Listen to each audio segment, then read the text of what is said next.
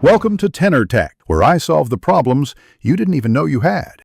You begin by confirming drive and slot compatibility. M2 NVMe uses a PCIe lane. U2 is different. Once done, power off and unplug the system and ground yourself to avoid static damage. Next, open the case, identify the correct M2 slot from the motherboard label, and remove the small mounting screw or cover. Make sure the standoff is in place and that the drive's notch matches the slot. This lets you insert the module cleanly in the next step. Align the M2 card so the notch fits the socket, then insert the gold contacts at a shallow 20 to 30 degree angle. You should feel it seat smoothly. Once the contacts are fully engaged, press the free end down toward the standoff and fasten the mounting screw snugly. Don't strip it or torque it excessively.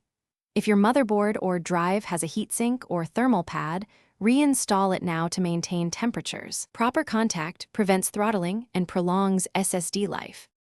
Power the system back on and enter BIOS or UEFI to confirm the NVMe is detected.